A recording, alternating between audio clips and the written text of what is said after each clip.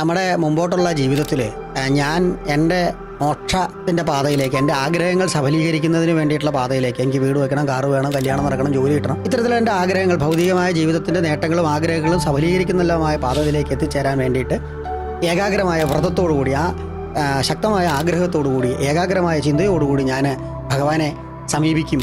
അല്ലെങ്കിൽ ഞാൻ എൻ്റെ ജീവിതത്തെ മുമ്പോട്ട് കൊണ്ടുപോകും. ഞാൻ തന്നെയാണ് അയ്യപ്പൻ, അതുകൊണ്ട് ഞാൻ അതിനകത്ത് ഇരിക്കും. അതിന് ഏറ്റവും ലളിതമായിട്ട് എനിക്ക് ജാതി, ലിംഗ, മത, വർണ്ണ, വർഗ്ഗ, പ്രായ വ്യത്യാസമില്ലാതെ പറയാനുള്ളത് ശരണം വിളിക്കാനാണ്.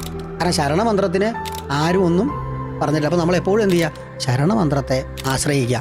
ഈ ശരണമന്ത്രം വിളിക്കുമ്പോൾ നമ്മുടെ ഉള്ളിൽ തന്നെ ഉദ്ധരേത് ആത്മനാഥം, നമ്മുടെ ഉള്ളിൽ തന്നെ ഒരു ഉൾവിളി ഉണ്ടാവും. എവിടെയൊക്കെ കറക്റ്റ് ചെയ്യണം, എവിടെയൊക്കെ പ്രശ്നങ്ങളുണ്ട്, എങ്ങനെ നമുക്കതിനെ അതിജീവിക്കാൻ പറ്റും. അപ്പോൾ ആ ഭഗവാന്റെ അനുഗ്രഹം കൊണ്ട് നമ്മുടെ പ്രശ്നങ്ങളെ അതിജീവിക്കുന്നതിന് വേണ്ട ഒരു മാർഗം തെളിഞ്ഞു വരും.